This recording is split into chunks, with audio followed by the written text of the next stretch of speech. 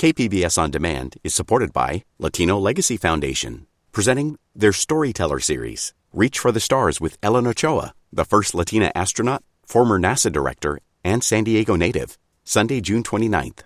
More at latinolegacyfoundation.org. Nhà. Chip. Casa. La maison. Nhà cửa. Chu. Home. What do we mean when we say we're home? It can be the place you grew up, where you raised your family, the place your friends gather, a place you only sleep at, or even the dog that never leaves your side. Home can have as many meanings as there are ways of saying it.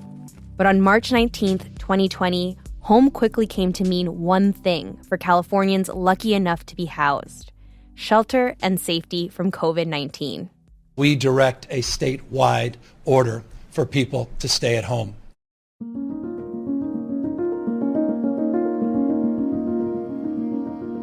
In the weeks and months that followed, the state and federal government enacted a series of laws and programs to keep people housed.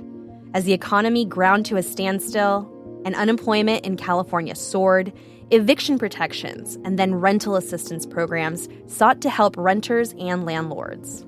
Si no tienes casa, ¿dónde vas a parar? If you don't have a home, where are you going to rest? Ramon Toscano and his wife Cristina have lived in their 2-bedroom Vista apartment for the past 6 years. Together with their 6 children, who range in age from 12 years old to an infant that's just a few months old, and Cristina's mother, they have made the small apartment their home. Before the pandemic, Ramon worked 30 to 40 hours a week as a day laborer. And he made it work. It could and did get tight by the time the end of the month came around. Paying over $1,700 rent on top of electricity, internet, and feeding growing kids wasn't easy, but he paid his bills. When the pandemic hit and shelter-in-place was enforced in California, though, the work quickly dried up. And Ramon was scared to venture out. Pues hasta uno mismo le da miedo salir. Por lo mismo que miraba las noticias que la pandemia y los casos van para arriba, pues hasta yo tenía miedo. Even I was afraid to go out. I saw on TV that people were dying and how things were going. And well, even I was afraid.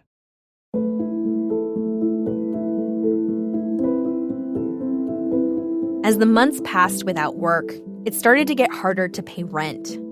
Finally, in June 2021, Ramon got rental assistance from the county to pay all his back rent. When things began to open up again, Ramon began to pick up work. But then, Cristina, who was pregnant with their baby, began to feel sick. Her blood pressure spiked and she was put on bed rest. These days, in order to help Cristina with the newborn and their other 5 children, Ramon stays home during the week. There's no money for childcare. And Cristina, she can't do it alone. Cualquier problema, yo sé que mi esposo está conmigo. Whatever the problem, I know my husband is with me and that he will help me get ahead. Y él me ayuda a salir adelante. Es quien me ha ayudado, es quien me ha cuidado.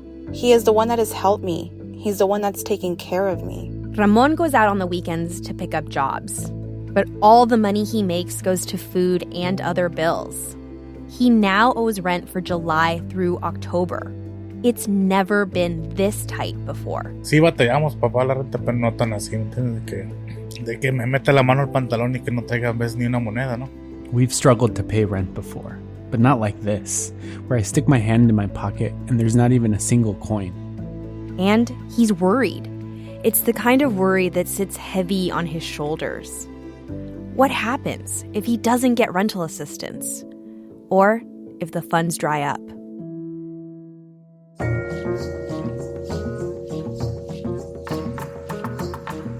I'm Cristina Kim, KPBS's Race and Equity reporter. And on this special 2-part series of KPBS Investigates, we're taking a closer look at evictions and the efforts to keep people housed here in San Diego County. We'll talk about what worked, who fell through the cracks, and what's next for the region's renters and landlords as housing becomes increasingly more expensive and protections evaporate. That's happening next after a quick break. Stay with us.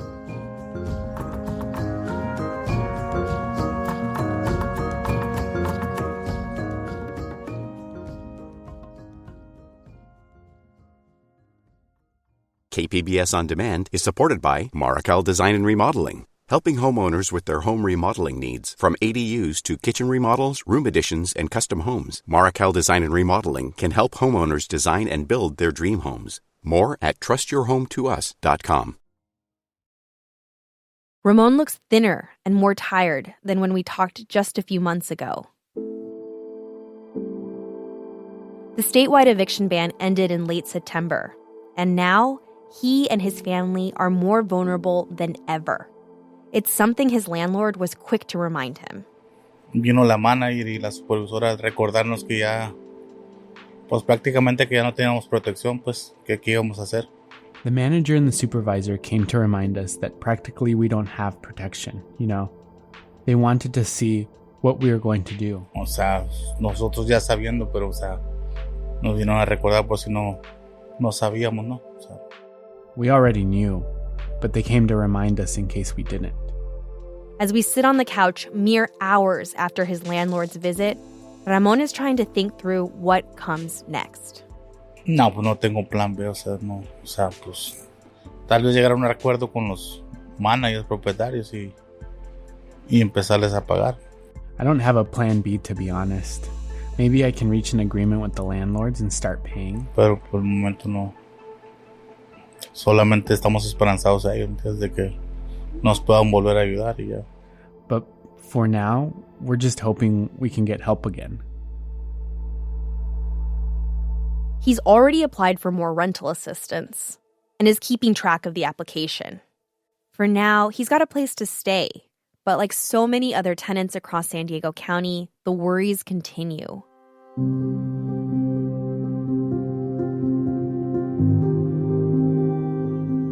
At the height of the pandemic, tenant protections were a sometimes confusing patchwork of local, state, and federal policies, all working in conjunction. But they all shared the same goal: staving off an avalanche of evictions. The White House and the CDC announced a major eviction moratorium. President Trump signing an executive order giving the CDC broad authority to ban nationwide evictions. The Centers for Disease Control and Prevention just issued a new federal moratorium on evictions. State and local governments have distributed just 11% of the $46 billion. The money is getting out much too slowly, and it may not reach many of these families in time. There was a lot happening, and it was hard to keep track of it all. I remember speaking to Ann O'Shea, a tenant in Los Angeles, in September 2020. She told me keeping track of everything was overwhelming. You know, because there are all these different dates floating around and things are changing, like it can become a full-time job to kind of sort through what the law is today. So let's do a quick breakdown. The federal government had a series of eviction protections that lasted until August 2021. Meanwhile, the state of California and San Diego County also enacted a series of protections, including an eviction ban that was extended twice. Add to that rental assistance programs which provide money to landlords and tenants to keep people housed. It was a lot to keep track of. Now, nearly 2 years after the California shelter-in-place order was first issued, we're trying to make sense of where we are now and what actually worked. There were so many moving parts and different institutions overseeing the various programs. It wasn't always an easy or clear road. And some tenants still found themselves locked out.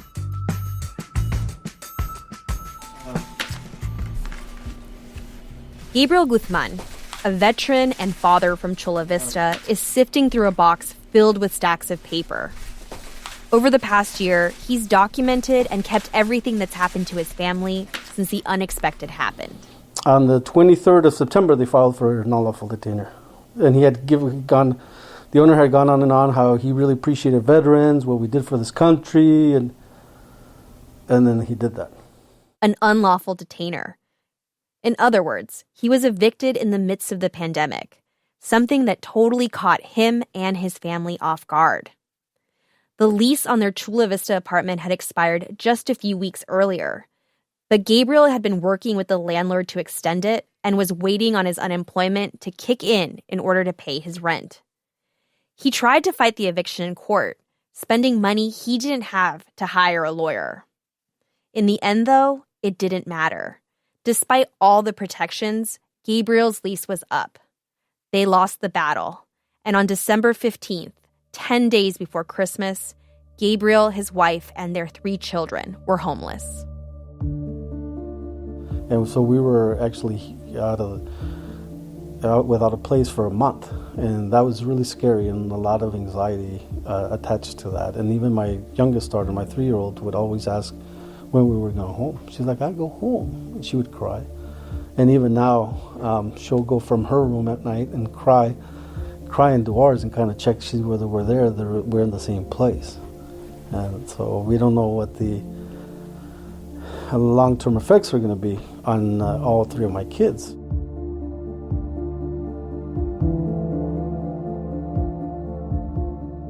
Gabriel never thought he'd find himself looking for a new place during a pandemic with no job.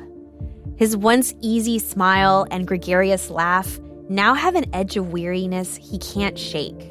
I feel bad for my kids. I feel that I had let my kids down as a man, being able to support them and keep a roof on over their head. As a veteran, I also was very upset because I'd given a total of 9 years to this country. He was able to find a new place, but his stepdaughter, who's in a wheelchair, is staying with her grandmother because the apartment they're living in now has stairs.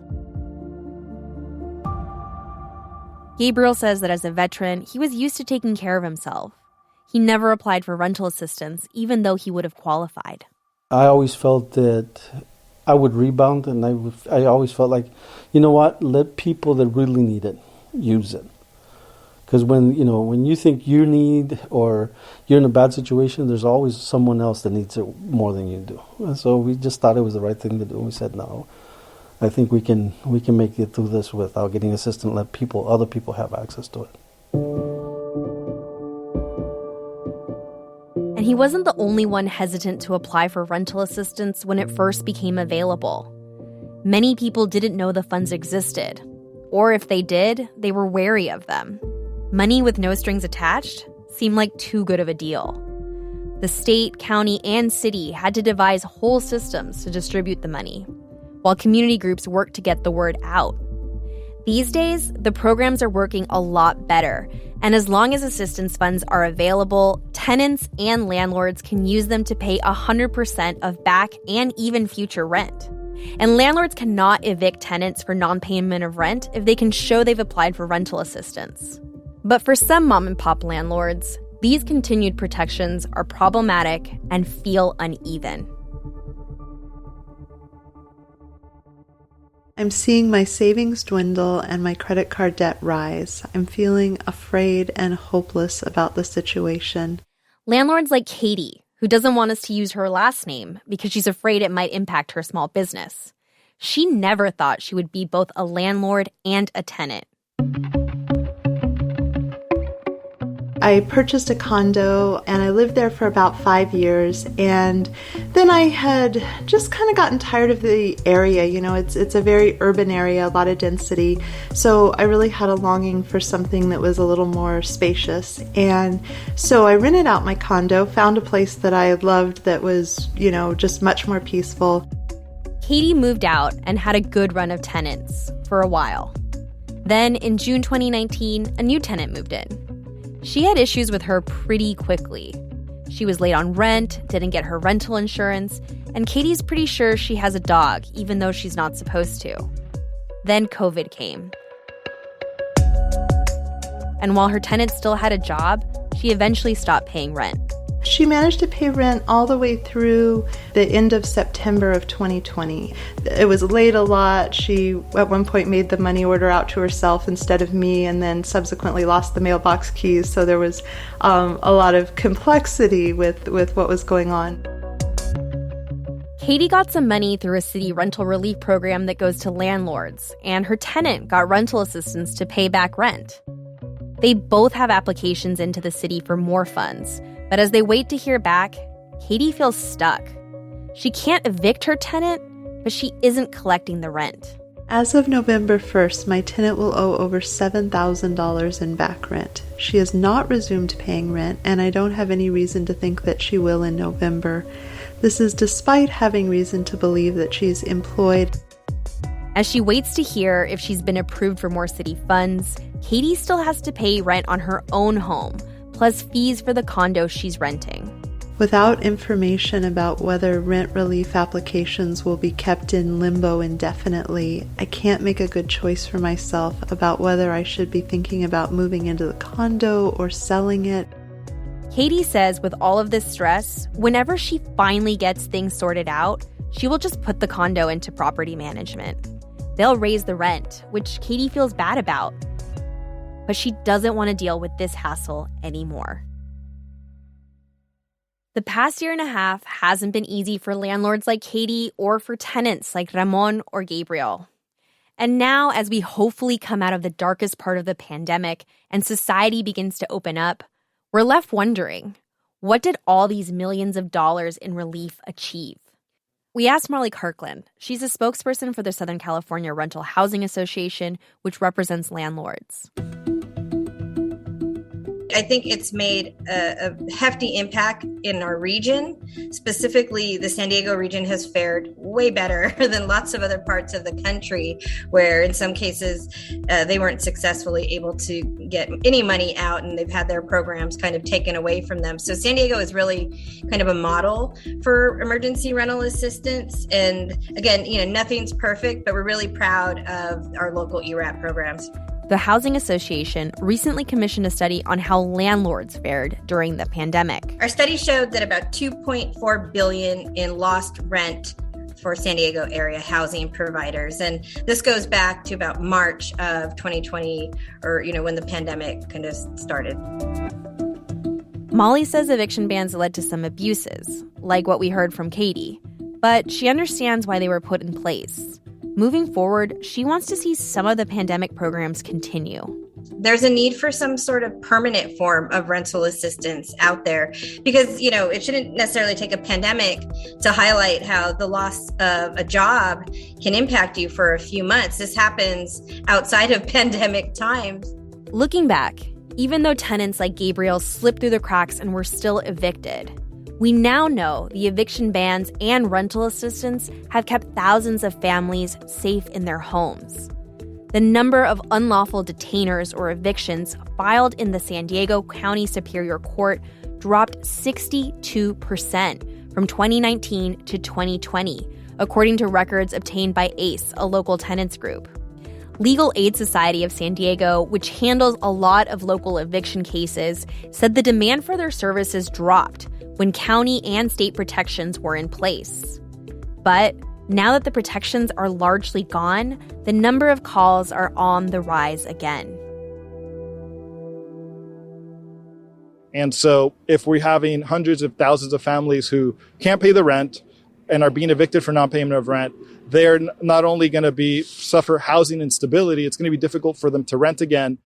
Gilberto Vera is the senior attorney for the housing team at the Legal Aid Society of San Diego. He's expecting an increase in eviction filings in December, which will affect tenants for years to come. One, they could have an eviction on the record. Two, they're going to get a negative reference, likely from the landlord who is evicting them. And then three, they're going to be saddled with thousands of dollars of rental debt to their current landlord when they do eventually move. So it's going to make it not only hard to find housing, but it's going to impact their credit for years. If the eviction cliff that so many have warned about is drawing closer, we are now standing on the edge looking down. And that's definitely taking a toll on families like Ramon and Cristina in Vista. The constant threat of eviction, of not knowing what's going to happen the next day. Cristina says it impacted her pregnancy. Todo el estrés, yo pienso que fue lo que me llevó a tener la presión alta durante el embarazo. Porque los a embarazos anteriores. Nunca había padecido depresión alta. All this stress, I think it's what caused me to have blood pressure during my pregnancy. Because in all my former pregnancies, I never had high blood pressure. Mi niño me decía, ya no llores, mami. Pero yo le decía a mi esposo, es que no sé qué tengo. My son would come and say, yeah, don't cry, mommy. And I would tell my husband, I don't know what's going on with me. And she says the stress is also impacting Ramon. Yo sé que tiene mucha presión. Y lo admiro porque nunca ha venido y me ha dicho, sabes que ya no puedo. I know that he has a lot of pressure, and I admire him because he's never come to me and said, I can't do it anymore. Yo nada más veo que se encierra en el baño y yo creo ahí está ya él solo. I just see that he locks himself in the bathroom and there he's alone.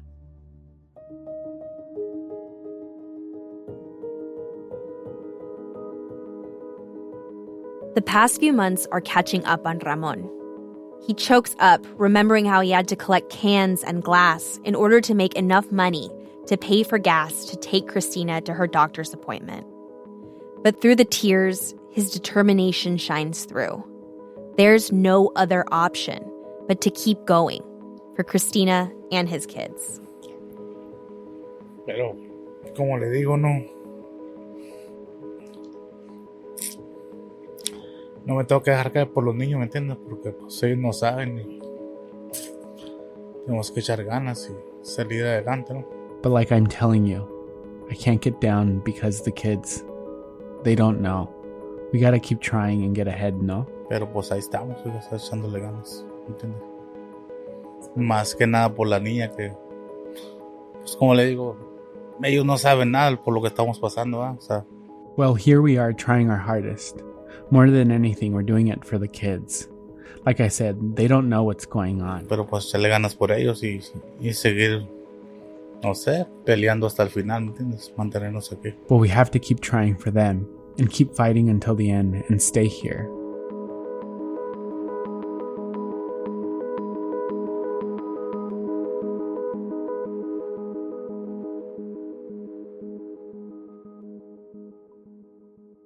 Ramon is waiting to hear back if he will receive rental assistance for the back rent he owes for the summer and possible future rent. That's all he and other California tenants have left in terms of protections.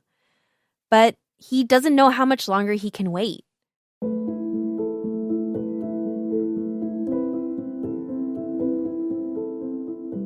Some of Cristina's friends just moved to Kansas. And now she and Ramon are thinking that they might try and move out there too, where it's cheaper, where there's a job waiting, and where they can get a house, even if it's far from home.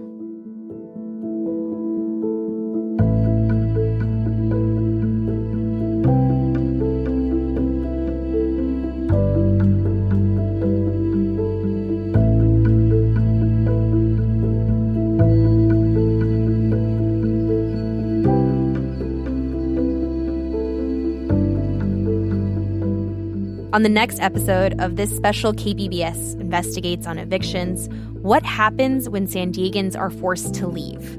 There's so many people still here and they can't find a place. But there's too many people here now that's still looking for a place. Still. We take a closer look at what's happening in San Diego as rental and housing prices continue to climb and more people are at risk of evictions.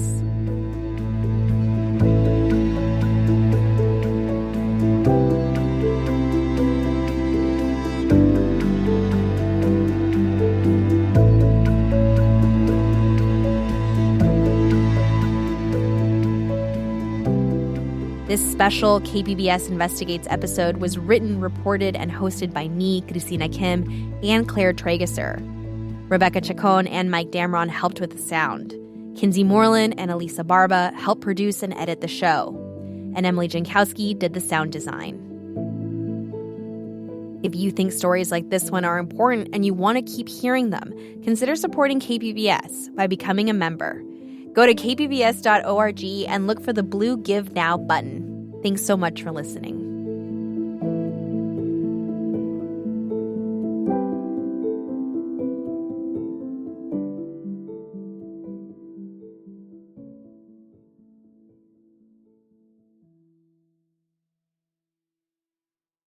KPBS On Demand is supported by Markel Design and Remodeling, helping homeowners with their home remodeling needs. From ADUs to kitchen remodels, room additions, and custom homes, Markel Design and Remodeling can help homeowners design and build their dream homes. More at trustyourhometous.com.